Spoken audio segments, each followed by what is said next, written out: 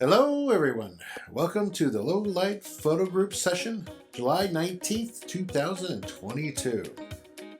Thank you everyone for joining me here on the Zoom sessions as well as on the YouTube channel. I hope you can enjoy tonight's presentation of the what's and how's of astrophotography, particularly for Milky Way photography. One of the things that I love to do is I love to shoot pictures of the night sky. It's one of my more favorite things to do in the whole entire world. I can't think of anything more pleasing, more exciting to do than something like that. One of the things that motivates me with the Milky Way is there's an artist, Vincent van Gogh. You might have heard of him. He's probably one of my more favorite artists. In a letter to his brother Theo back in 1888, he wrote in there, "But the sight of the stars always makes me dream in a simple way, as the black spots of the map representing the towns and villages make me dream." So Vincent painted a very famous painting later, about a year later, called Starry, Starry Night. Amazing landscape painting that he created. The best thing I can describe about Van Gogh is that there is a TV show. It's a fictionalized encounter with Vincent van Gogh with a time traveler known as the Doctor. He brought Vincent van Gogh to the future and brought him face to face with his celebrated status. The Doctor asked the museum curator why he liked Van Gogh's work. The curator said, "He transformed the pain of his tormented life into ecstatic beauty. Pain is easy to portray, but to use your passion and pain to portray ecstasy and joy and magnificence of our world, no one had ever done it before. Perhaps no one ever will again. To my mind, that strange wild man who roamed the fields of Provence was not only the world's greatest artist, but probably one of the greatest men who had ever lived." That pretty much sums up my feelings for him and also astrophotography. My goal is to kind of reach past our day-to-day pains and portray the ecstasy and joy and our wonder of the world around us. So some of you might be asking, what the heck is the Low Light Photo Group? Here's the group in a nutshell. Back in 2017, I started a loose group about people who were interested in shooting low light photography. And we've just been kind of going on since then. Primary topics that we usually discuss is astrophotography, light painting, long exposures with neutral density filters, nightscapes, and star trails, and these are just some of the themes that we've explored through the last 5 years. The group's intent is to kind of share this knowledge and experience in creating these images through presentations like this and through workshops throughout the year. I mainly run the group along with a very generous support from Johnson Photo Imaging. Other support comes from members who volunteer their time and their donations. I'm also known as the Director of Education, also at Johnson Photo Imaging. For those who haven't met me before, let me tell you a little bit about myself. My name is, of course, Donovan Evans. I've also been called Photo Donald. That's why you see Photo Donald kind of labeled almost everywhere here. I've been currently obsessed with the Milky Way, and when I've not been doing that, I've been the Education Director at Johnson Photo Imaging, where I've been teaching, for almost the last 10 years. I've been an educator for over close to 30 years now, so I've been teaching photography for quite some time. If you like, please click and follow me on Facebook and Instagram. I often post there my work and photo tips. You can find me most on social media as Photo Dono. If you can, print sales and also gratuities do help me pay the bills and put food on the table. Remember, I have a family to feed, and I would rather have them eat something other than meat tonight. The group, if you want to, you can follow the group on social media, at Facebook, and also on Meetup. Use the search field to type the full name of the group, and you'll see the group's banner on either site. There's no feed, of course, to join the group. I post all the Low Light Photo Group events via Meetup and announce them on the group Facebook page. I also moderate another group on Meetup called the Bradenton Photo Group. Check it out.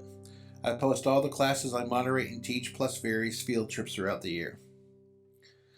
As I mentioned, I'm the Director of Education at Johnson Photo Imaging. The store is located in Bradenton, Florida. Stop on in and check us out while you're in the area. I can literally count on one hand the number of photo stores in the state of Florida. One of the events they're going to be hosting at Johnson Photo Imaging is with Sony, with Ranieri Pallavicini. He's a Sony specialist and will be providing demos throughout the day at the store. Plus, at 6:30, he's going to be doing a really cool presentation about shooting the Aurora Borealis in Iceland, which is a lot of fun. As I mentioned before, I also do a thing on Meetup with the Bradenton Photo Group. The current self-assignment that's coming up on August 23rd is called the Intentional Camera Movement. You can tackle it however you feel comfortable, whichever way you'd like to. All right, any questions before I jump into the meat of everything tonight? I see the chat window's open. Let me see if I take a look at that. Set photo. Okay, I'll take a look over there if I want to get a chance, Nancy. Thank you.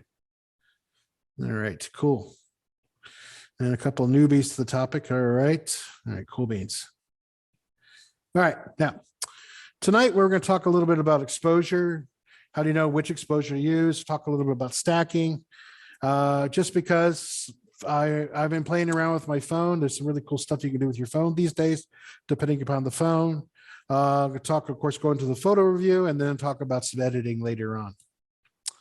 All right. So just to kind of give you a brief nutshell, if you haven't shot anything in manual in your system, just go ahead and when you do it, make sure you take, of course, the camera out of auto.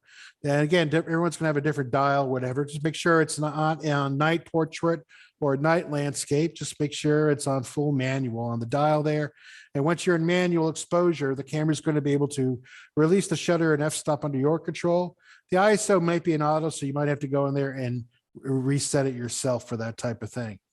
Make sure it's set to where you can take it off of auto and move it onto your own ISO setting, because that's what you usually have to do anyway with most of this stuff.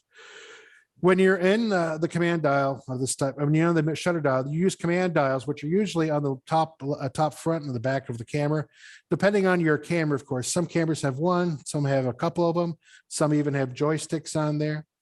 Canon's done something completely different with their command dial by adding what they call a flexible value. This is basically where you get to change that, just like if you were shooting a manual or aperture or shutter priority, so you can mix and match them up if you need to do that type of stuff. This is just if you want to get yourself started for shooting in manual and stuff like that. Once you do that, then you have to set your camera to the appropriate aperture setting for that type of stuff. The aperture does a number of things. One thing, it does control the depth of field, but it also, when it controls, it modifies the depth of field, but also modifies how much light can be gathered and stuff. So typically, this is what most people see like in broad daylight. You've got, of course, 2.8 here at 3 feet, nice soft background. And when you go up the f-stop scale to f22. So when you're doing stuff like that, you can control that type of things. But for us in low light, it's about how much it controls or how much it modifies the amount of light that's coming in. Not how long, because a lot of people confuse that with shutter speed. Shutter speed's how long. To be honest with you, when it comes to low light, the aperture is not as important as the shutter is. Keep in mind, if you're shooting in really low light, having the aperture wide open as possible, shooting at like an f2.8 or f1.2 or anything in between there, you know, those smaller numbers, that lets in more light with the system. But if you can shoot at any aperture, it doesn't really matter as long as you don't go too high, like say 5.6 or f8. It all depends on the amount of sky you got there, and I'll talk a little bit more about that later. But primarily, it's all about the shutter. The shutter controls the modifications of motion blur, but also controls for how long that the light will come into hit the sensor. The longer the light hits the sensor, the more motion blur you're going to get. The faster the shutter speed goes, the more stop the action is going to be. But when you start dealing with low light, the issue that you start running into is, well, there's a lot of things that keep moving, including the earth, the stars, the sun. And this gets all recorded, especially when you start doing very, very long exposures. Typically, you're shooting, several seconds, anywhere from, as short as 5 to 4 seconds to up to about 30 to several minutes, 30 seconds or several minutes, excuse me.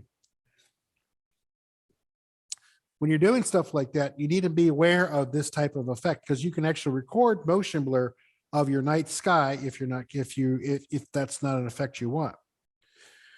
Now the questions again is, how do I set the shutter speed for dealing with that stuff? It's pretty straightforward. They use a really basic math formula called the 500 rule, where basically you take your focal length and you divide 500 into your focal length. So depending on your sensor, though, that might change the actual math formula for that. So if you're shooting full frame or a crop sensor or micro four thirds, you could try the 500 rule for full frame, 300 for crop sensor, and 250 for micro four thirds. When you do the math on it, this gives you an approximate running time in seconds. Now, this is just something where you just round to where you can set the camera. So you don't have to like go in there and set the camera to like a bulb setting or have to hold the shutter open for several minutes. So 20 seconds around this time with those particular focal lengths, 24 millimeters for full frame, 17 for crop sensor, and 12 millimeter for micro four thirds. That'll get you pretty close to that. You're not looking for precise things because that will get you fairly close. You're still going to get some motion blur out there, but it's not going to be, too outrageous as far as that goes. There's another rule out there, what they would call the NPF rule, and it's a little bit of a formula that was designed by the Society of Astronomers and what that means is that somebody basically with a much smarter math skills figured out how to give you a much more concise shutter speed in order to get a much better result. Now, I'm not going to go over the formula per se because there are plenty of apps out there. Some of you already know PhotoPills that I will actually tell you what that is. You just have to plug in what you've got, your gear, what your f-stop you're going to be using, and it'll basically tell you what the shutter speed is going to be. There is a dynamic difference between doing the NPF rule and the 500 rule. The NPF rule basically means you get about 8 seconds with the micro four thirds at 12 millimeters when the Olympus was at 21 seconds. Now, keep in mind, if you don't have 8 seconds on there, then what you're going to have to do is get as close as you can. So if it's 6 seconds or 10 seconds, you just basically get to the closest second to 8 seconds on that particular thing. If you're shooting in full frame, the NPF rule basically says you need to be at 5 seconds for that or 21 seconds for the 500 rule. If you're shooting with a crop sensor like this D5600, then it's a matter of just finding out, again, which lens you're going to use, which typically this would have to be an APS-C lens. Keep in mind, when you're shooting with some of your lenses and stuff like that, not all lenses are designed for that same size sensor. This is especially true with Nikon and Canon quite a bit because not all the lenses were designed specifically for a large sensor. Some were designed for the crop sensor.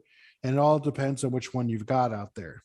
If you're looking to find out which lens you got, if you have a Nikon, it'll say DX for crop sensors or EFS for crop sensors for Canon. With Sony, it's a little bit harder to tell, but usually they put the letters FE for full frame on their lenses. And if it's just got the E out there, then it's designed for the crop sensor on those. The other thing too, you got to worry about when you're dealing with shutter speed, depending upon the area you're in, is dealing with light pollution. Light pollution can be kind of artsy, could also be kind of fun, but usually it's the bane of most photographers shooting, especially when you're trying to shoot pictures of the night sky. When you're trying to compose, especially when you're dealing in very heavy light pollution, anybody who's been here or is here from the state of Florida knows that light pollution is prevalent in almost every part of the state. There's a couple of spots, but they're usually a little bit far away for most people to get to. So if you're down in Florida in the south end, you got the Everglades area, which is pretty good. You also got up near the Panhandle up there, just north of Crystal River, all the way up to Cape San Blas, and that area is pretty dark. There's also a nice little strip in the middle of it near Kissimmee Prairie Preserve State Park. Say that 6 times fast. I can't do it. So the idea is if you go to, it's basically a little park that's above Lake Okeechobee. So it's very, very, very hard to go shoot out there and almost anywhere else. This is a picture I shot in Venice, Florida, which is where I'm from. And this is off of Casperson's Beach there. And you can see the Milky Way is pretty much in there, but it's very, very faint on the picture on the left there. So if you're looking over there on the left, it's very, very faint as far as that goes. If you're looking there on the right, you've got a little bit more. That's after I've been processing the whole entire thing. Now I'll talk a little bit more about the edits later on, but the idea when you're shooting, if you're looking at trying to find the Milky Way, especially in heavy light pollution, you gotta basically really look out there for the sky and kind of look around for it. Now, some of you will probably say, well, how can I find it? Again, there are a ton of apps out there. PhotoPills is one of them. There's Dark Sky. There's a bunch of free apps. You got timeandspace.com. I've talked about these ad infinitum in a lot of the different presentations. You can always check out more of that stuff on the YouTube channel. that I got up there. So you can always go look for me for Photo Down on YouTube, and you can see a bunch of that stuff. But really, it's not that hard for a lot of that stuff. It's actually pretty straightforward and easy. It's just usually it's at dark 30. Which is what most people don't particularly care for. Dark 30 in the morning. I was like, oh my God, I don't want to get up there at 3 o'clock in the morning. So this is something, again, ever in Venice again as well. This is at Sharkey's Pier, for those familiar with the area. This is basically how I deal with light pollution, is that I basically put the camera at the Milky Way, and I basically got to look for it and know where it's going to be. And once I do that, then I can kind of find it, and there I go. Again, how I find it, again, it's pretty straightforward. I use apps for that type of stuff. I'm not an astronomer at any stretch of the imagination. It just becomes more useful for that. Again, I'll talk a little bit more about photo pills and a few of the apps later on, but it's really not that hard to do. Again, it's just a matter of just understanding your directions, north, south, east, west, point in the right direction. There you go. The Milky Way is typically in the southern point. If you're here in the northern hemisphere, it's mainly towards the south. Earlier in the year, it's from east to west-ish, or when it gets closer towards October, towards fall, it's a little bit more towards the south. Again, this is just more samples of dealing with light pollution in the area. Now, these are really on heavy light pollution. These are what we would sometimes call Bortle 8 or Bortle 6 skies, which means it's heavily polluted and with a lot of light.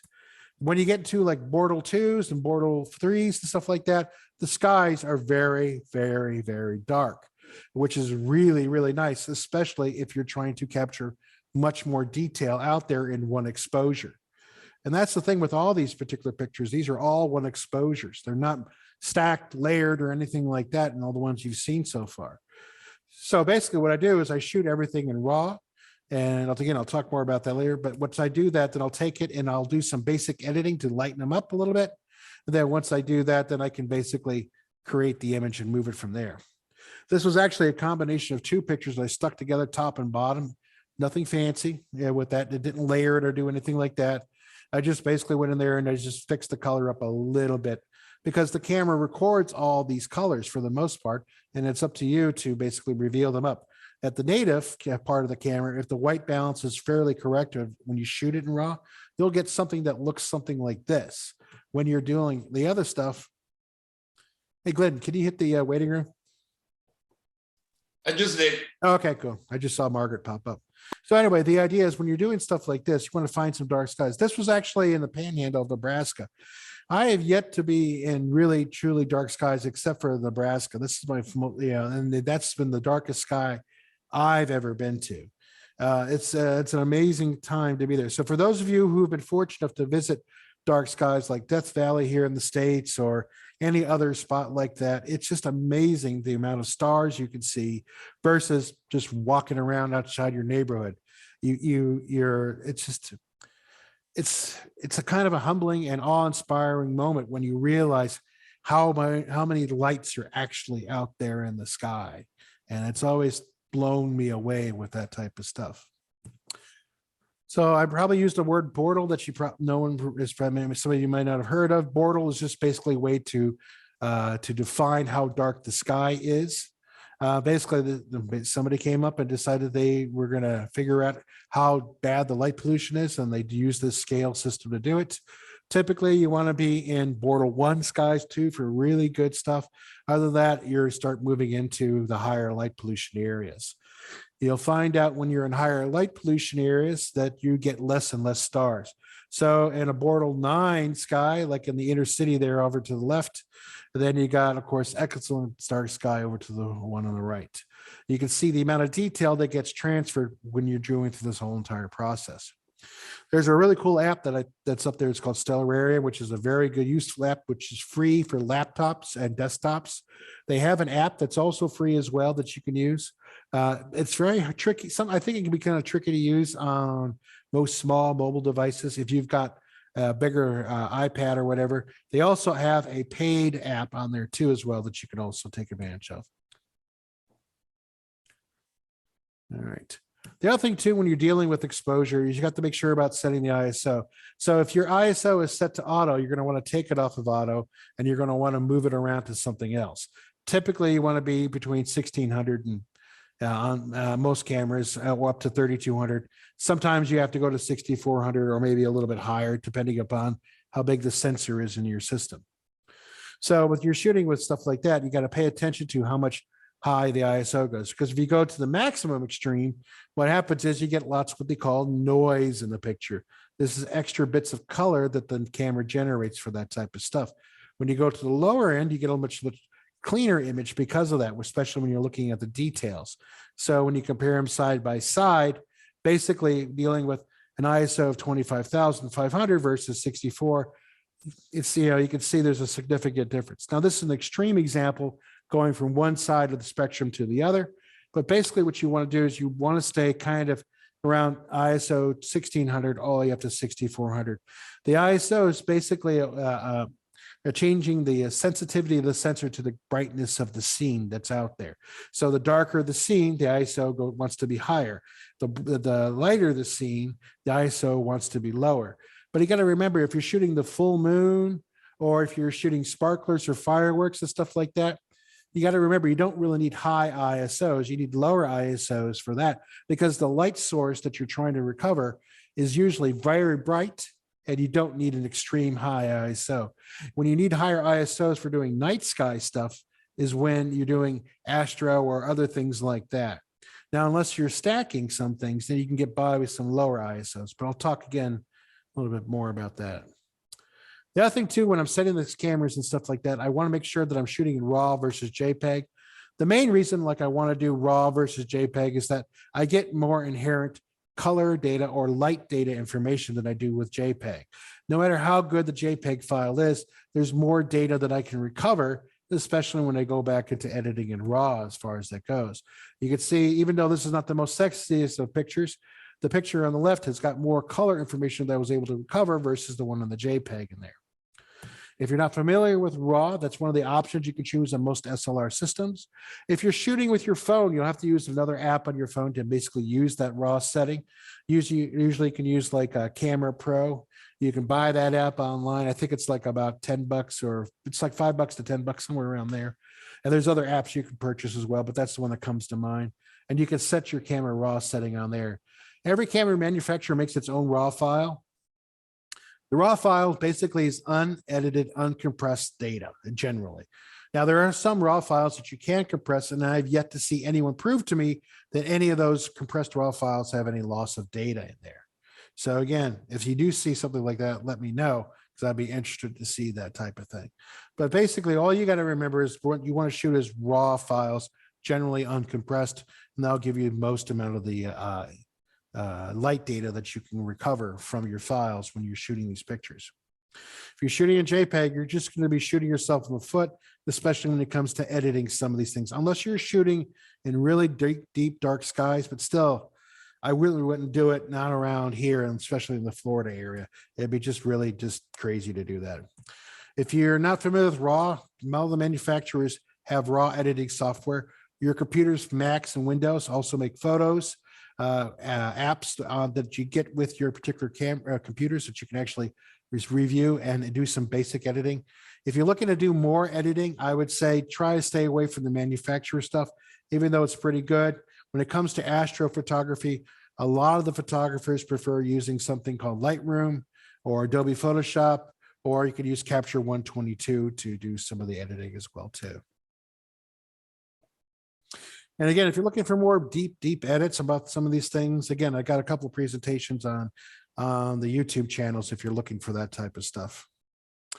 So basically, all you got to remember with any of the settings that you're using, especially if you're setting the camera to manual, and you're going to turn the command dial to move the camera to an f-stop rating of, say, like 2.8, if you have that available on your lens, to 1.2. If you can't get the aperture go down to that lower number, then it probably means you have to get a different lens in order to do that. Typical lenses, again, I've written about them before, like 16mm primes from Canon RF mounts to all the way up to Tamron's 24 to 72.8. There's some really good lenses out there that you can choose from. I prefer to shoot f2.8 with my current system. It works out very well for a lot of my astro and night photography for that type of stuff. Remember, the wider it's open, it's better. It allows for more light, capture more of the dim light. Remember, it's the aperture controls how much light you can gather. So more you open it up, more you can gather in that type of thing. When you're changing things in the shutter speed, just remember it's how long the light is collected. The main concern of dealing with long exposures is motion blur. Unless you're looking to make star trails, motion blur is usually what you try to avoid if you can. Now, if you're trying to try to collect what you want, the basically idea is to do as long of enough exposure without overexposing the image to collect the light data. So again, to help with this type of figuring what is the best exposure for your night sky, you basically use the 500 rule for that.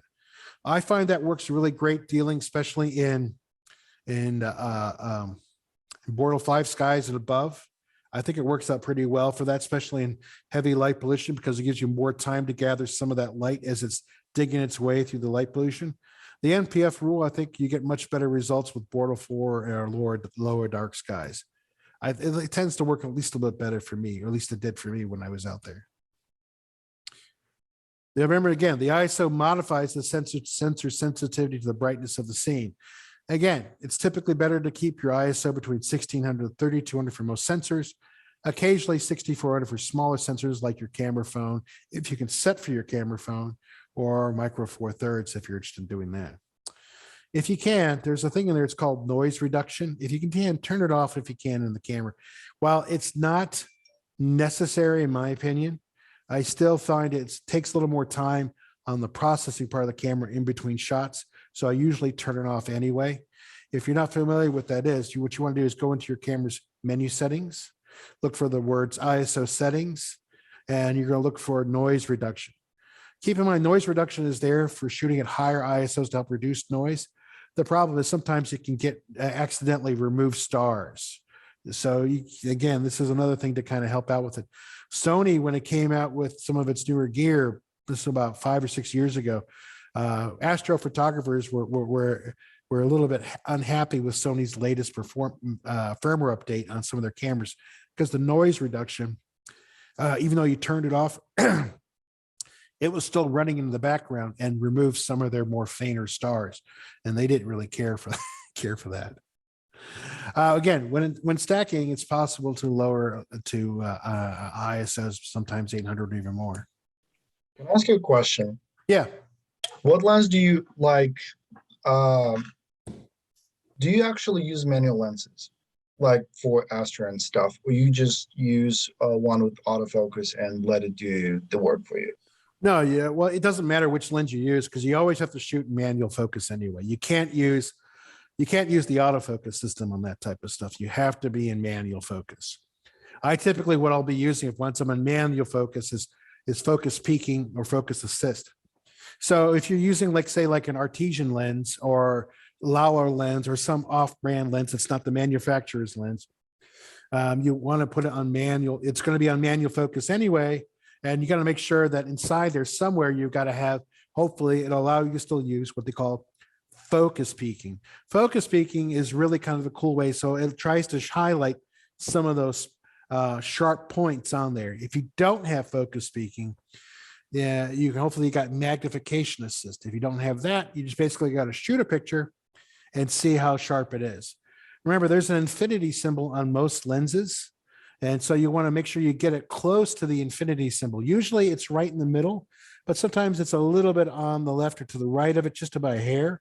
And it's amazing. And you just basically got to find that little sweet spot when you do that. This is probably the hardest thing to do, I think, than anything else when you're shooting night stuff, is making sure that you can get your focus right on. But once you got your focus on, it's a matter of just locking it down and you're just ready to rock and roll as far as that goes. But as far as it's concerned, it doesn't matter what lens you use when you do this stuff, whether it's the autofocus system, you're going to be turning it off anyway and shooting in manual focus. The autofocus system is pretty much knackered when it comes to shooting most night sky stuff. Did that answer your question? Yeah, thank you. Yeah. Thanks. So if you can, try to find some focus peaking as far as that goes. Now, I don't do any stacking, so I would not say I'm an expert when it comes to stacking on this stuff.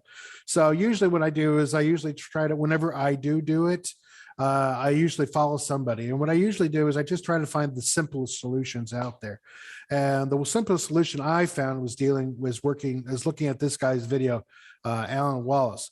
He's got a very straightforward, simple tutorial. Now, if you're just starting out and you're not quite sure how Lightroom works or anything like this, then that's going to be a little bit more above you. But if you've used Lightroom before and you're willing to download another piece of software called Sequator, which is free, not Lightroom, Sequator is free, or StarStax from Mac, you can also get some interesting results from all that stuff. I just basically put his video on there. Hopefully it'll play back here. I'm not sure. All right, I got his volume down there. So the idea is, if you get a chance to check out his stuff, it's really well worth it. He walks you through the whole entire process. Again, very short video. It's not like one of these 2 hours or 3 hour videos where he goes over the whole entire process. Again, I just put the video up here for a reference to so you can kind of see as far as what again, to give you an idea of what he looks like, what the video looks like. It's well worth it. And you can see how he talks you through the whole entire thing. A couple of the key things he talks about: you shoot basically your foreground and your sky, stack both of those things. And once you stack both of those things, then you can basically do it. What you do when you're doing the stacking, you're shooting multiple images of the sky and of your foreground. And then you also shoot what's called darks.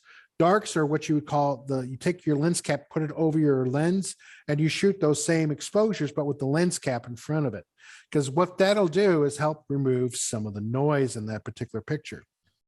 By the way, Dono, this guy puts out a monthly video titled The Sky in the Month of whatever. What's in the sky in this month, and so on. Yeah, I really love his stuff. So you can see the difference between as he's going through the video, like the stacked TIFF and the unstacked version of it. And you can see that there's a significant difference in how how the software gets rid of the noise. And again, he talks about some of the finer points about trying to make sure you don't get rid of the dim stars, but also gets rid of some of the light trails, like from planes and stuff like that. So again, if you guys get a chance to check out that video, I'll put that link when I post it on there. It's a really cool thing. And I think, Lisa, you did some of that when you went out with us, if I remember correctly. And we'll talk more about that when we get to it. And I'll ask you how your experience was with that. But basically, stacking is great for a number of things. It helps fixed pattern noise correction. Basically, if you get pattern noise, you ever done your processing to the point, next thing you know, you got a weird pattern of the whole entire across the image. I'll show you one in a few moments here. This allows that to be removed a little bit easier because of that. Again, the easiest thing to do is just put the lens cap in front of it, and then where you take a few pictures of it. Again, you don't have to do a lot. You can shoot stack your both your foreground and your background about 10 frames each, and you can shoot up to about 5 dark frames. You just got to remember that you have 5 dark frames, and you've got to remember how to find them and locate them.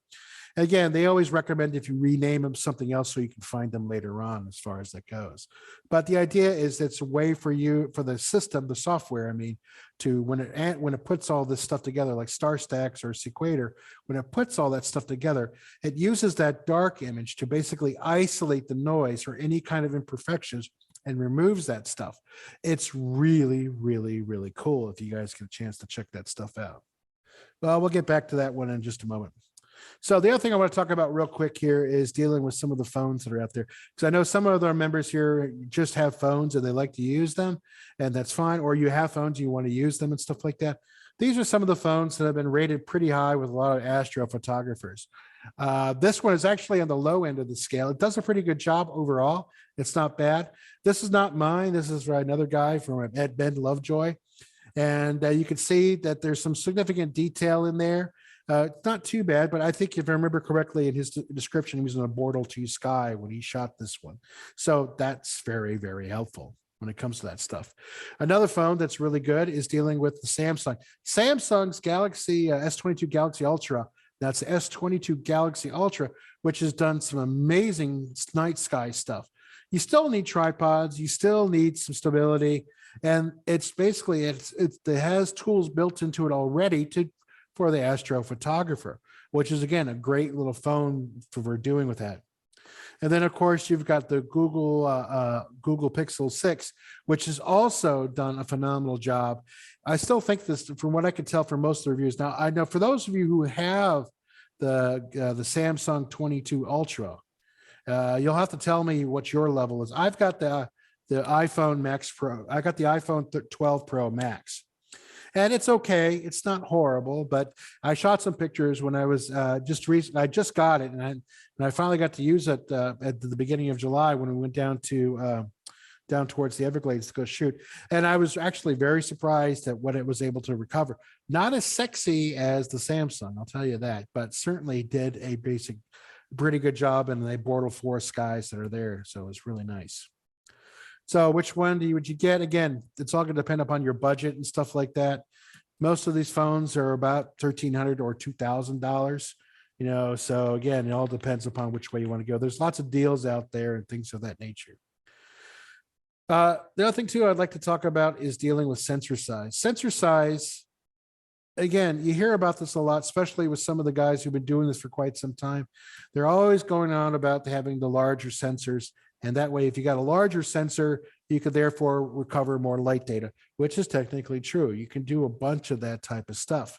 However, a camera phone and other cameras are now starting to use what they call computational photography, meaning they do some processing of the image on the backside to help produce much more efficient imaging for you. And this is just my personal opinion out there. I see this coming more to the forefront of camera systems at any time in the near future. More so, as soon as they can get this computational photography into mirrorless systems or take them out of the phones and some of the point and shoot systems and put them deep into some of these other things, you'll find that's going to be open some creativity. Olympus has been pretty good about that, dealing with live composite and a few other things, the built-in neutral density filter. Some of the other camera manufacturers are kind of catching up to that.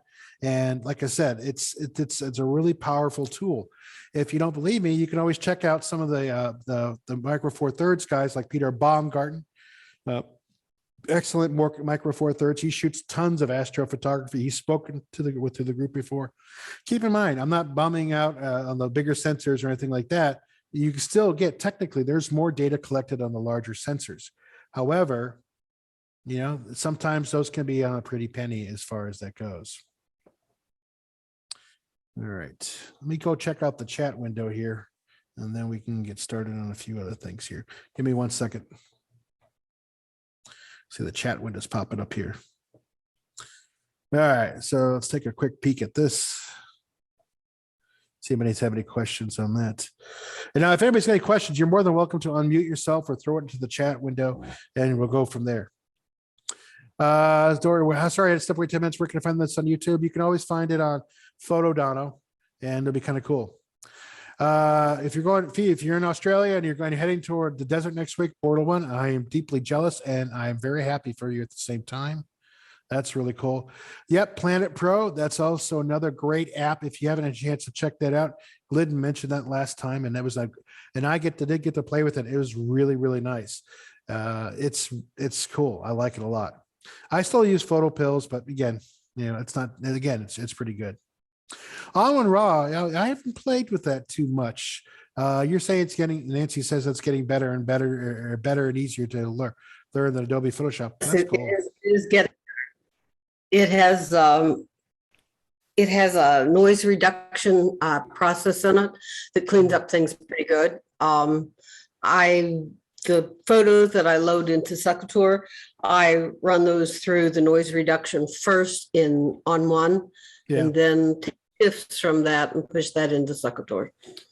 Yeah, now on one, that's a subscription, if I remember right. Is that right?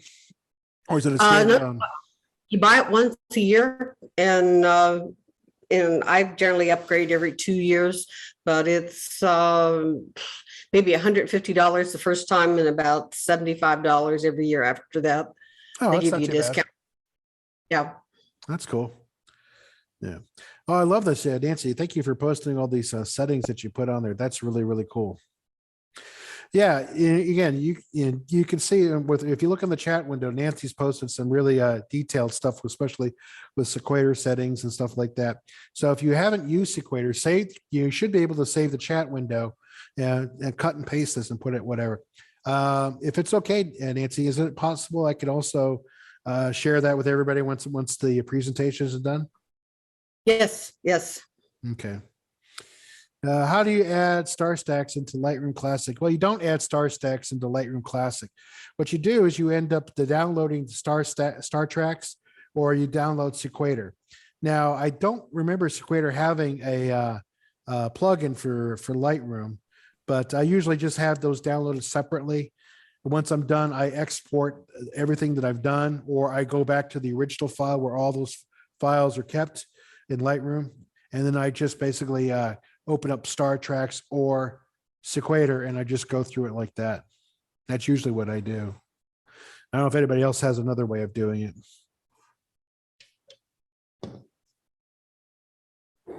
And I think I got all the questions there. Did I miss any ones? Let me see.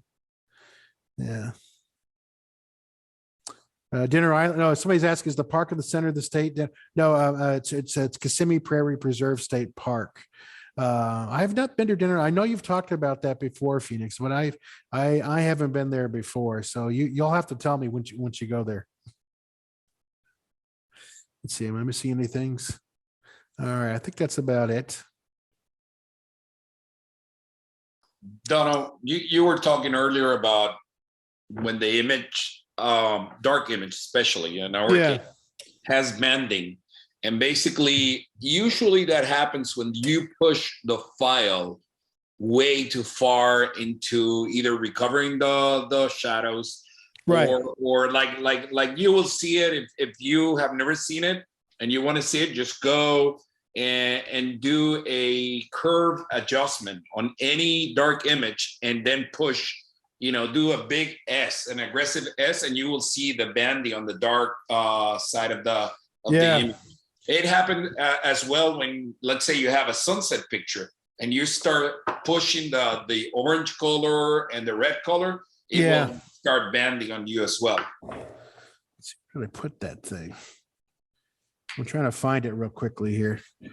So I can see, I don't know if you can see it on either of these slides right here.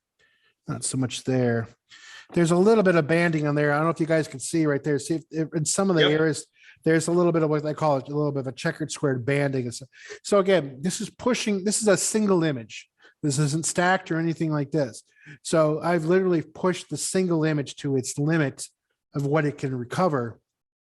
And now I'm starting to get banding issues in there.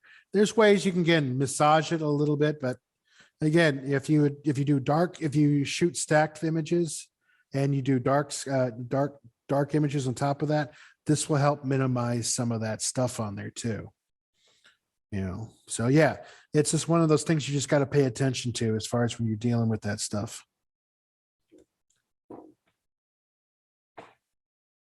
All right.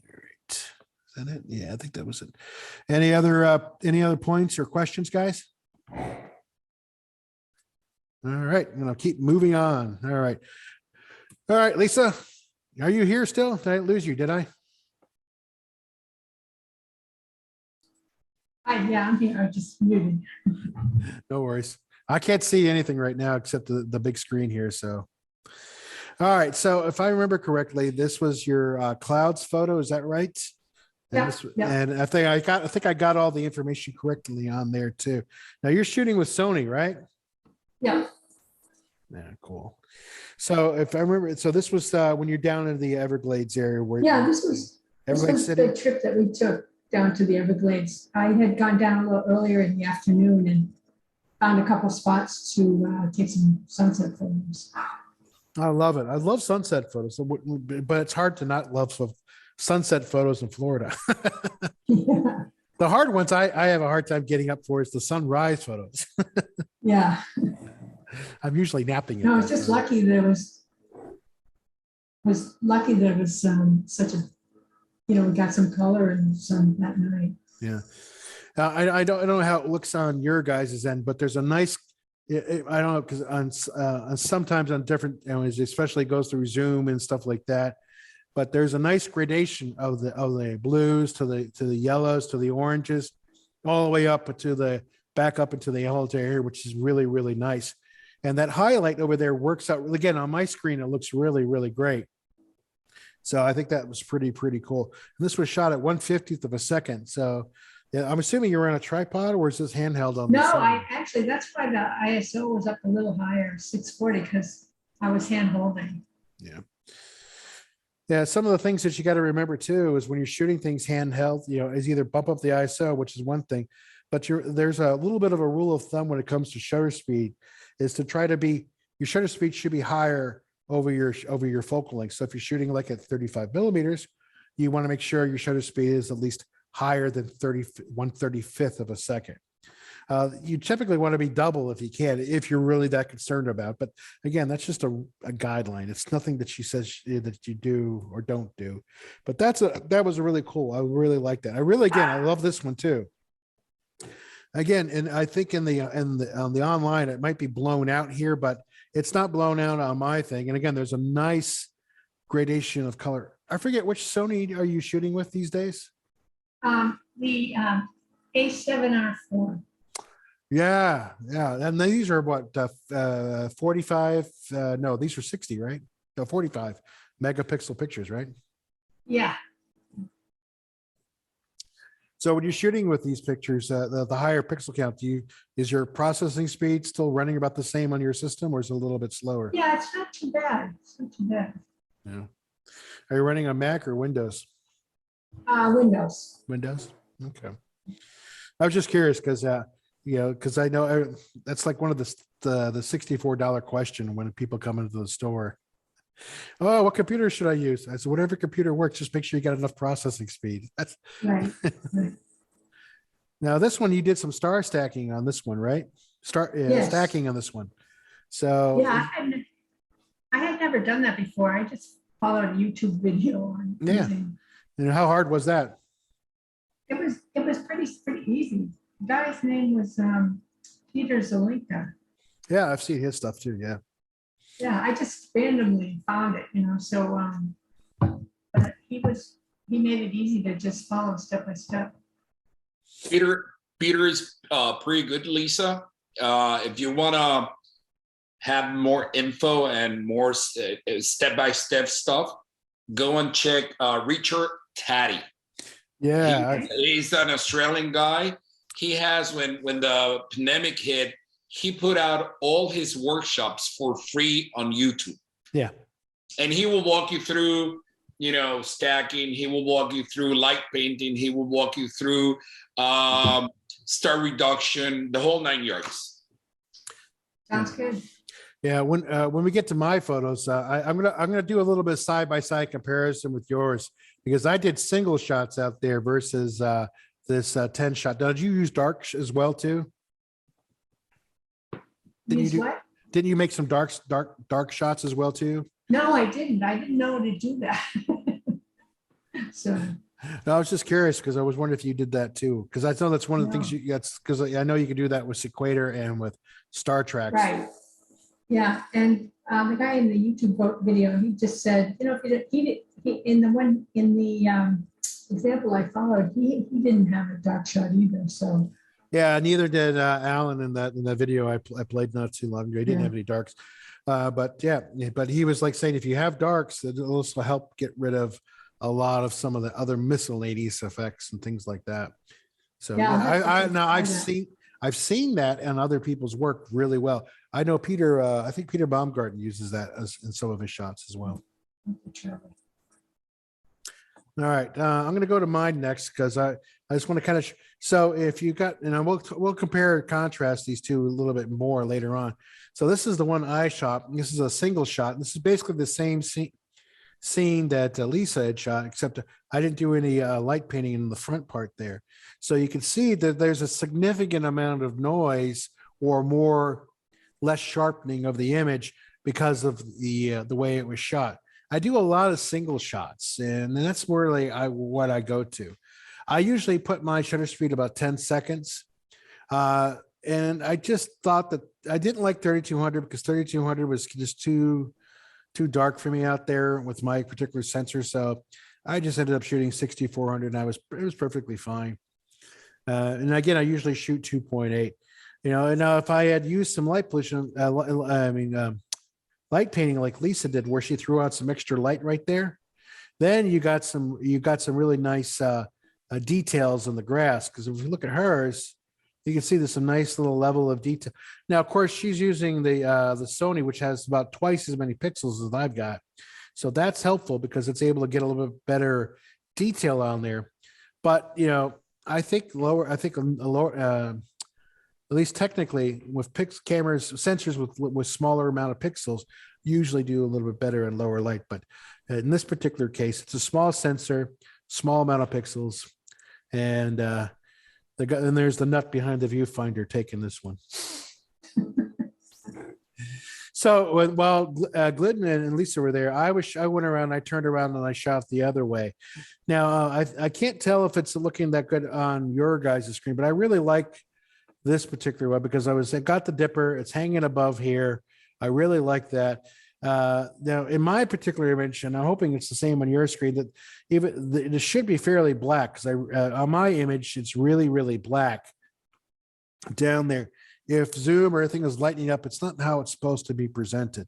It's usually fairly black on that stuff. It's almost like a black a log of trees that's out there and a black grass on there. It should be silhouetted almost. So the sky towards the other side was just really, really, got these faint wisps of clouds. And I just loved how the atmosphere was kind of playing around with the dipper as far as that goes. And, I'm not sure what I could have done completely different. Now, this is after editing because there was tons of light pollution out there pointing the other way. This is out towards Naples area, from where we were at. So all this area right here was heavy light pollution. And what I ended up doing is I just basically processed this part and then I just did a little gradient in Lightroom and covered that up a little bit. But again, I'll talk more about that a little bit later. Let's see, on this one right here, this was actually in another part of Florida. This is called off of, I butcher the name, Lake Iskatopi. Iska. That is, we know it as Wild Island. Wild Island, that's the easier name for me. And I believe, I'm going to butcher as well, but I think it is Lake Ixotopa. That sounds better. I believe. Yeah, and what's really cool is that you got this canal that's running between here. I think it's what the St. John's River over there, or something like that. But this was this again. Going out at night around Florida is kind of hit or miss, and this was earlier during the Milky Way season, and this is when you get more of it going from across the sky. The time I went there, it was just didn't get that nice little arc, but I still got a little bit of an arc while I was out there. When you're shooting for the Milky Way, what you're trying to do is you're trying to look for the core of the Milky Way, which is basically this cluster right here. So you're always looking for that guy right here. Some people call it the horse or the X or something like that. But the idea is what you're looking for. The reason they call it the horse because there's the legs, that's the head, and there's the body, and that's the tail. I know people see weird things in the sky all the time. So the idea is, if you're trying to shoot the core of the galaxy, that's what you're looking for as far as that goes. And then, of course, you got pesky planes. I used to try to remove these things, but, I'm getting to like them now. I know I haven't hit what's his things satellites called again? Elon Musk's satellites for the internet. Anybody remember? Starlink. I haven't run into Starlink yet, but that's one of those things that I think people are. I know a lot of astrophotographers aren't happy with him about that. All right. I'm going to jump out of this share for just a second. Let's see, get out of this, and we're going to go to Meetup. All right, so let's go back to Zoom. Let's go to share. There we go. So the next screen you guys should be seeing. Say that, sure. I'm not even drunk, and it's a monster drink. I should be able to be talking better with that. Anyway, so let's take a look and see what we got. We got some of the stuff from Glidden here, which I think is pretty cool. This is from your trip, isn't it? Isn't that right? This is your trip that you just took recently, wasn't it? You still there, Glidden? Or did I lose you? I'm sorry, I was muted. Oh, okay. That is Marienplatz in the center of Munich. Basically, that you look at the sky that way because it was snowing. We Right. spent, I think, 4 days in Munich, and it snowed 3 out of those 4 days. Basically, that image is adjusted for all the light pollution that they have over there. If I show you the image as the camera recorded it, it was all yellow. The building was totally yellow and so on. So I had to do a little bit of adjustment to bring some of the other colors out. Oh, cool.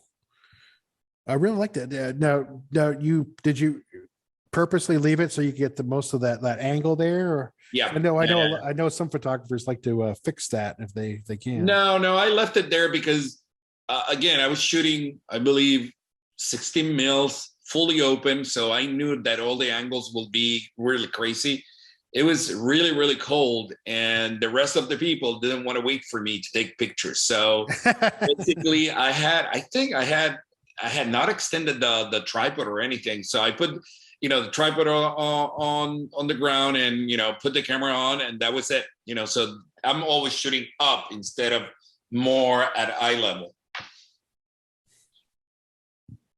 Cool. All right. Let's grab the next. Sorry, I'm multitasking here. Somebody sent me some pictures, so I'm trying to load them up as quick as I can here. All right. So let's get out of this one. Let's go to the next one. All right, cool. That is a picture of the Danube River at blue hour with a light pollution filter on.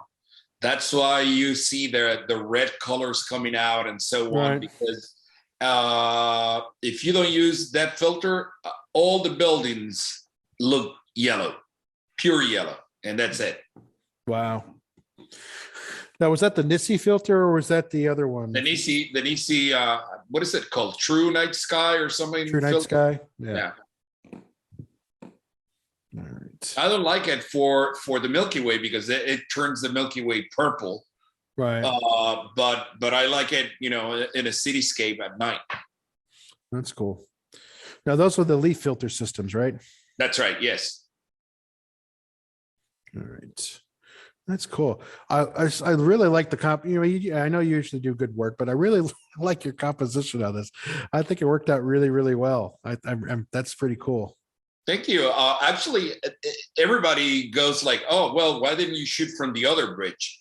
Number one, it was closed for renovation, and number two, I started shooting at sunset, so I wanted to capture, kind of have the light hitting the Parliament building instead of fighting with, overexposed skies. And as you can see, there was not a cloud that day. The next day it was raining, but that night was, completely blue skies.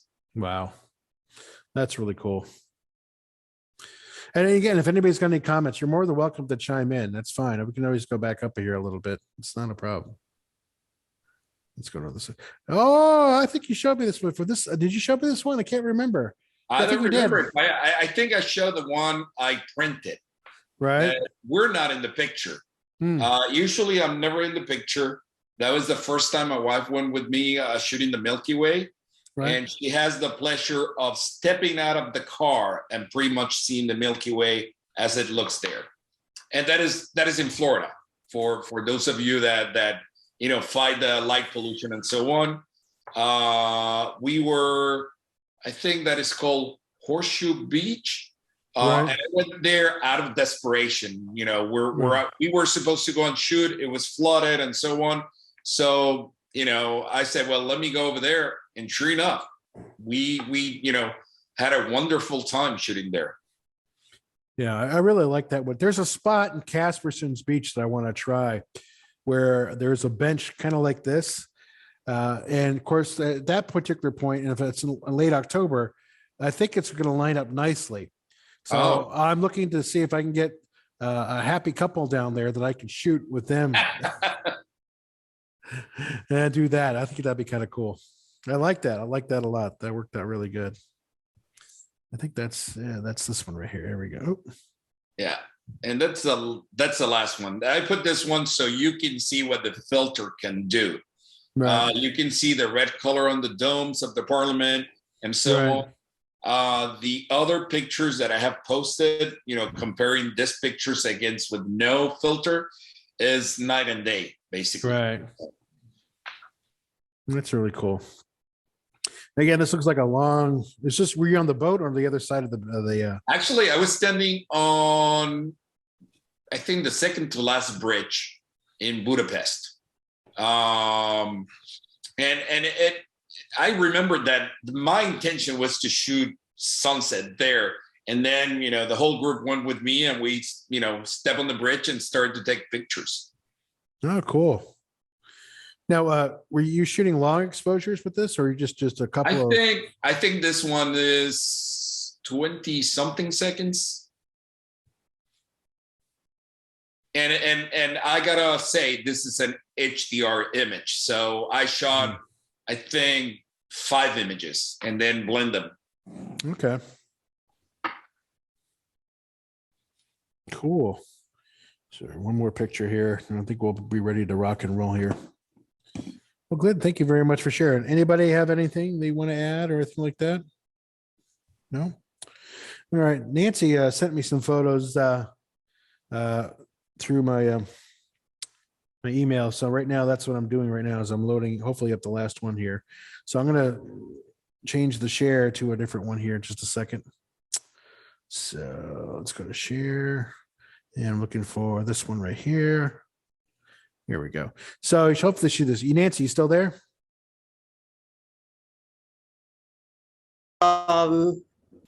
July, the eclipse, and I shot those at about 4 to 6 minutes apart. Right. So I have a tripod with a gimbal head. Mm-hmm. So I was able to keep rotating the gimbal head, and I kept moving the center focus point in the middle of my monitor. And when the moon got up to about that point, that I rotated the camera again and took another shot. And that's more or less, this is a composite of 7. Right. Yeah, I know you got another one that you sent me too, but it's for some reason it's having difficulty loading up. So if I get it, I'll pop back in there too. But this is really cool. I love I always like these kind of composite shots, and it's nice to see the sequence as it kind of blends in together like that. That's really cool. Yeah, and now the next one that's coming up, I think it's going to be November 8th, but it's going to be closer towards sunrise. Starts around 3-ish in the morning, all the way up to about sunrise, and it's setting too at the same time. So the moon's going to be going down, and then the sun's going to be coming up. So it's kind of like, it's almost a race to see what kind of pictures you can get before the sun comes out and just knocks it all around. So, yeah. All right, let's go to the next one. This was really, really cool. I like this one a lot. So this is May 30th.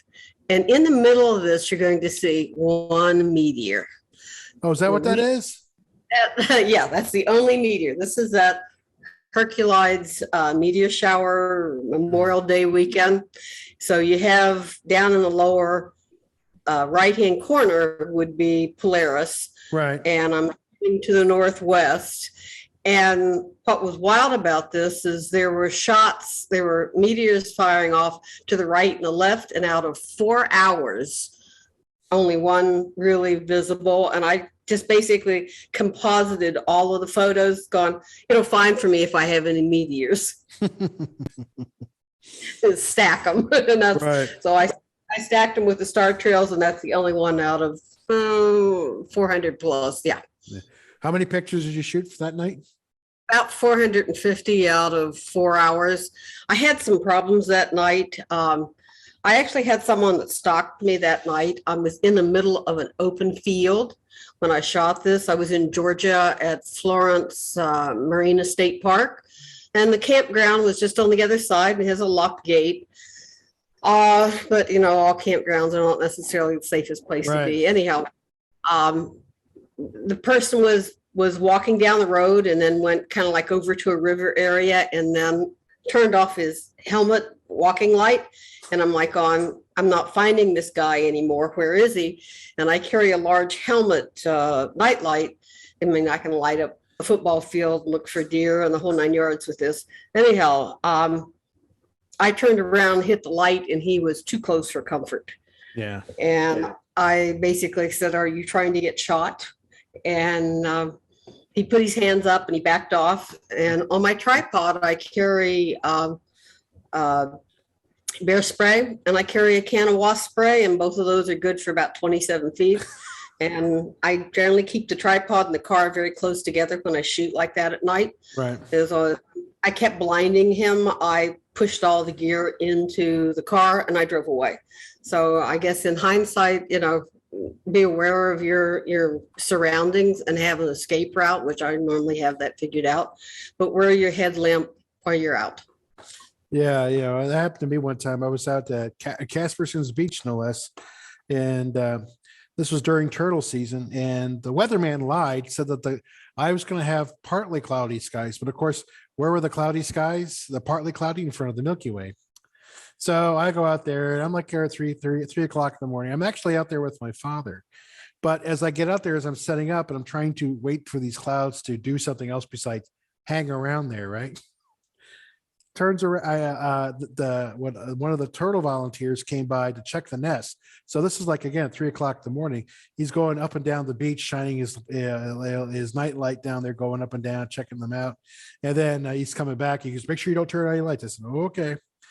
And, then I pretty much, I'm almost about to give up, but I decide I'm going to go shoot just some night landscape stuff. And I just point the camera down towards the north and just try to get some things like that.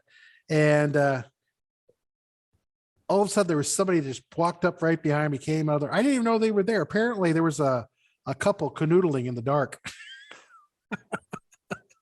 So, and they weren't happy with me because apparently I was interfering with their canoodling time. And like, I had no idea you were there. And then he got really upset because he thought I was taking pictures of him and her canoodling. I'm like, oh, well, whatever.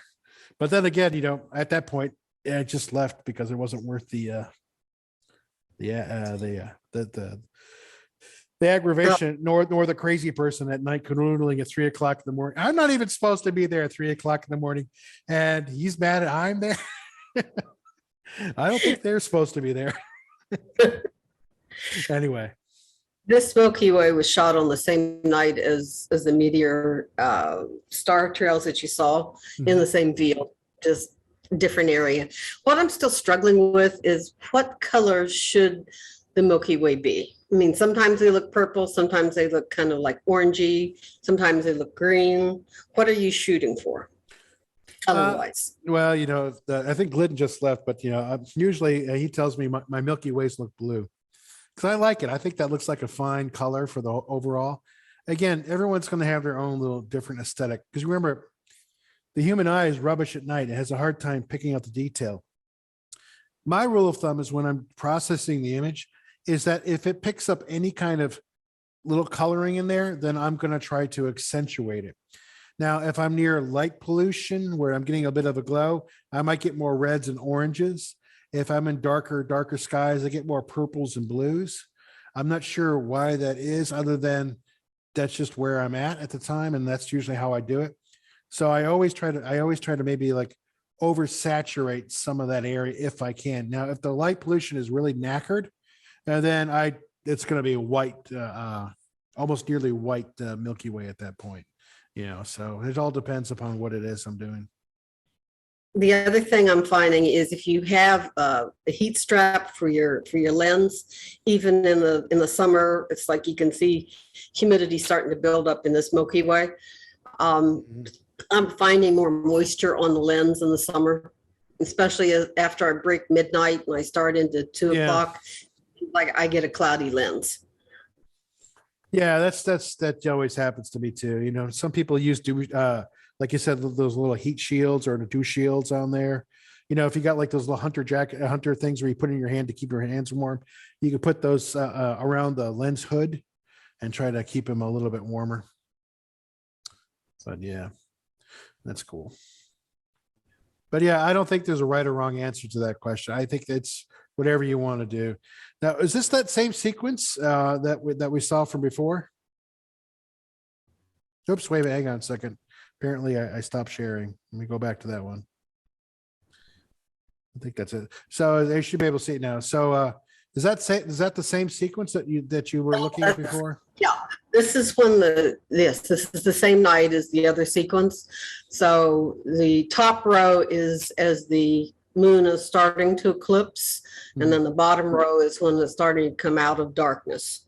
And then the other set of 7 was later, another 7 or 8 minutes after this set. Right. Yeah. Well, most people may not know when you're shooting pictures of the moon, especially if you got a full moon, there's plenty of light out there. And you typically use a faster shutter speed. But as the moon gets eclipsed, you find yourself using a little bit slower shutter speed as well. So because again, there's less light coming from the moon. You're basically photographing the shadow of the Earth falling across the moon. So it gets darker and darker. And it's hard to get, you saw in some of the other pictures, the earlier ones that she had done, that some of it's kind of washed out. That's because you can't do both. You really can't. It's either you got exposed for the bright highlights or you got exposed for the shadow details. And it's hard to get both in the shot without doing any jiggery pokery like composition or not compositing or anything like that in your pictures. But I love the sequence. Let me see if I can pull up both of them. Hang on a second. I just love that sequence. I think that looks pretty cool. Let me go over to here to, where's it at? Hang on one second. Here we go. Close this out. All right, let me see if I can do this.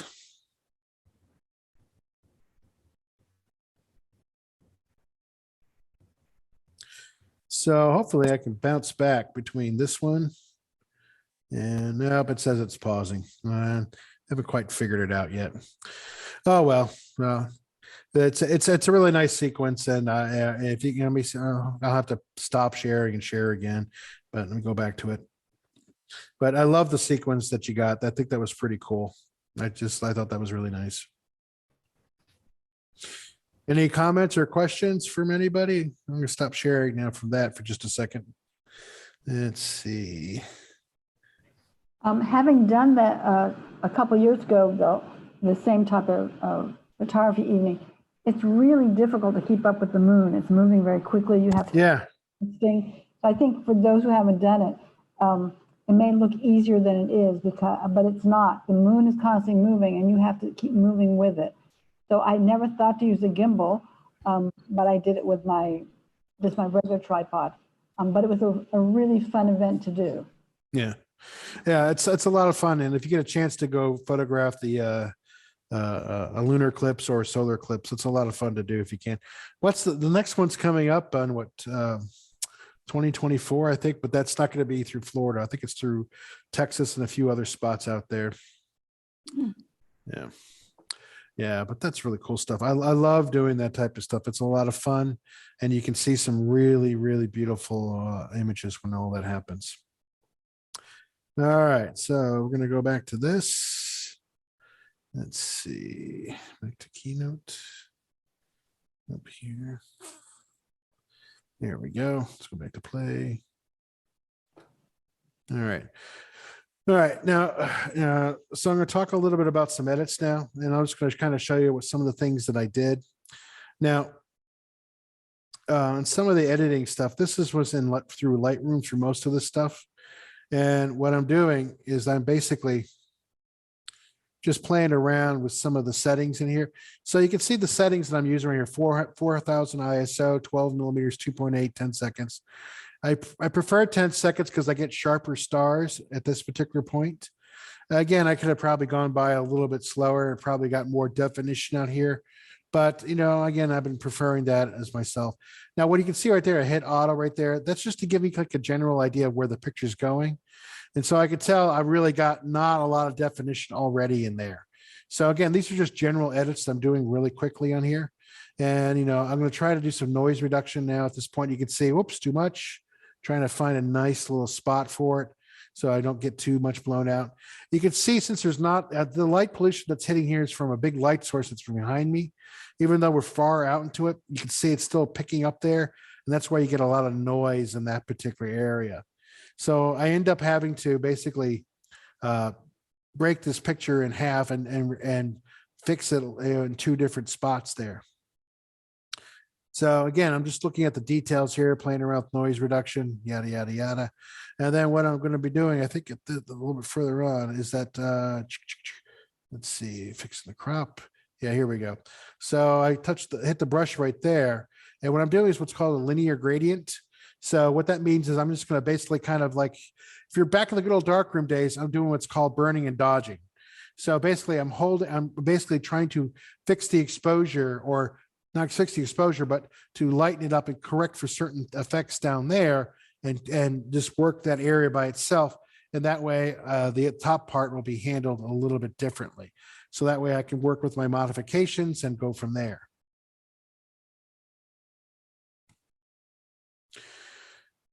So once that's done, then I can, once that's done, I get something that kind of looks like this.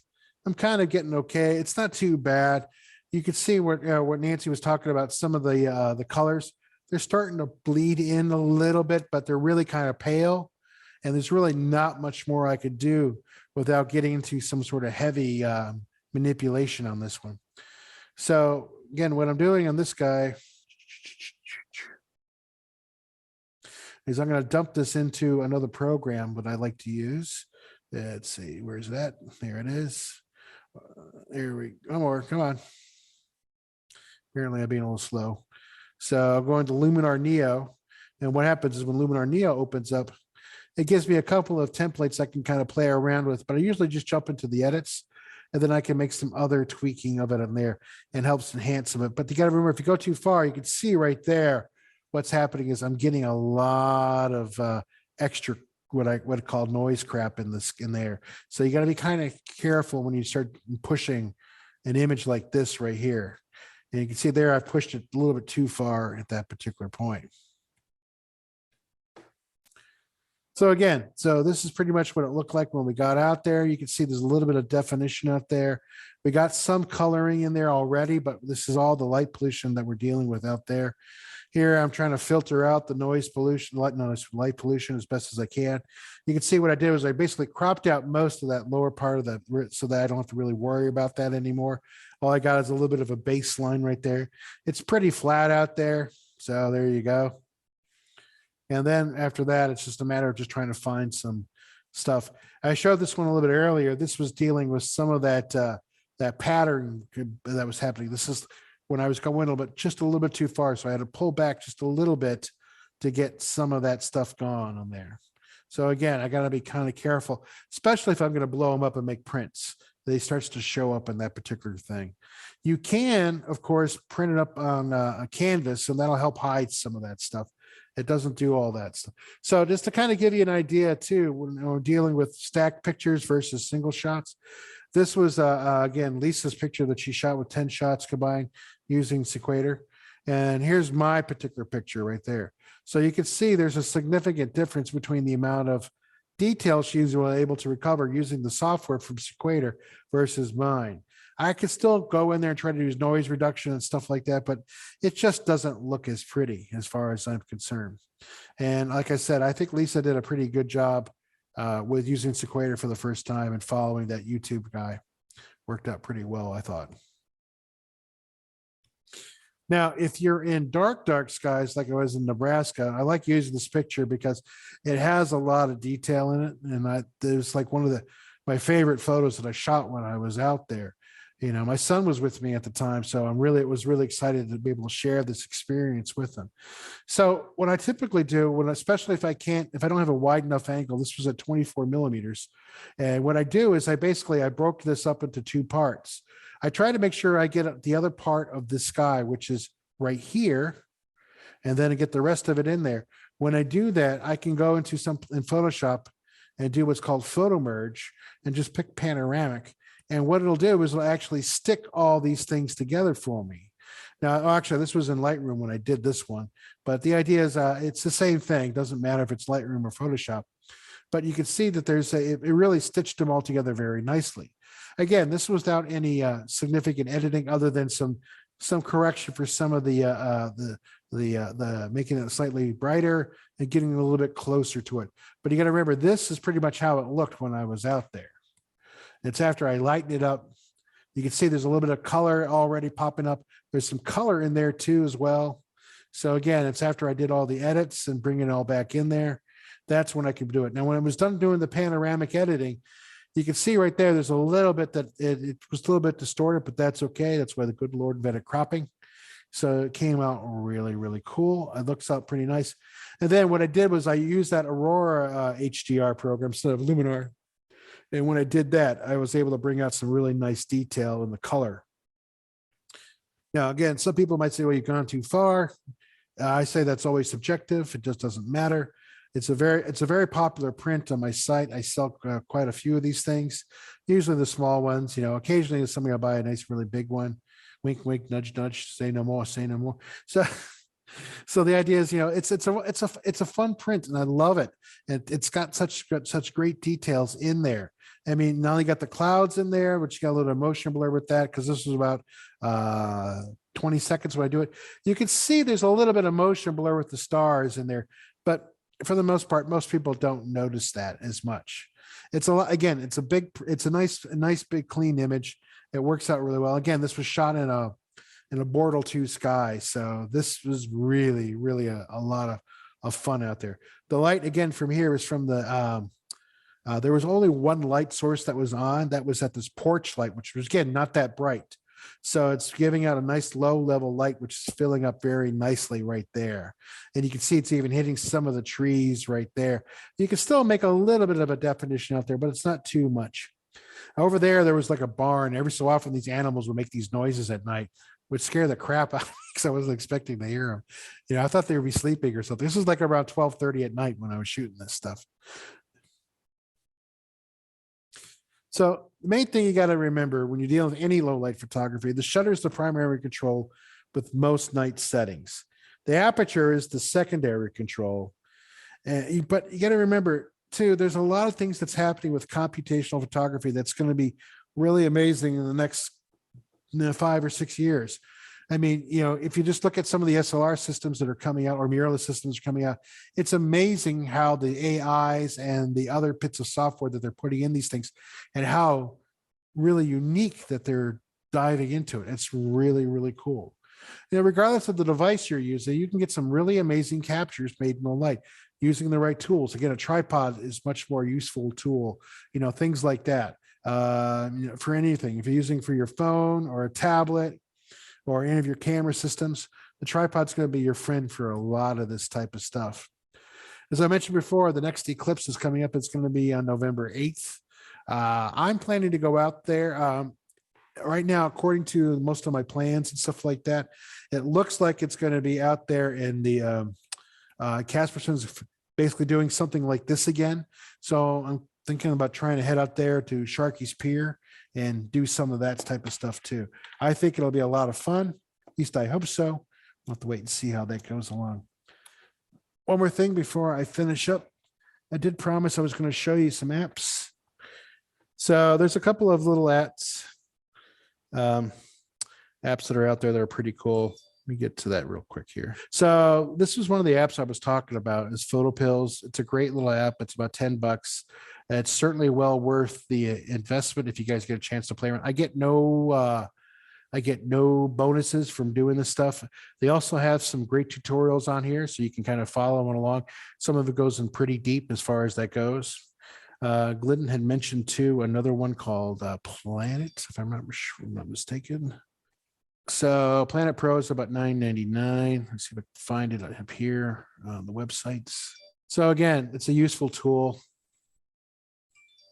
You can see it's got some really great, again, again, you have to play around to see if you like it or not. They got a nice YouTube tutorial for their type of stuff. So again, you can always check out that stuff there too. Another app or software that I like to do for planning is the Stellarium. Stellarium is, again, a great useful tool. It's free online if you want to use that, or you can download it for free. It works on a variety of systems, and I have it on my Mac all the time. I also got it on my work computer here, so I can always kind of try and plan ahead and go through that stuff.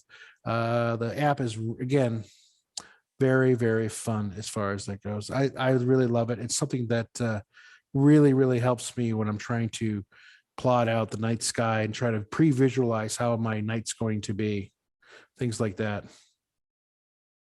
Here, I'll show you to you real quick here, and then I'll let you guys go. Where is it popping up? There it is.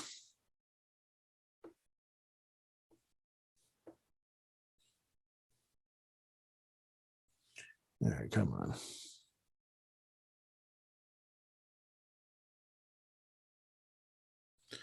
All right, so oops, that's not it.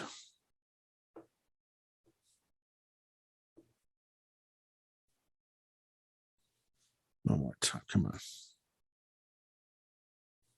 There it is, found it. Sorry, it's got all these little mini windows on my screen here. I'm having a hard time trying to find it on there.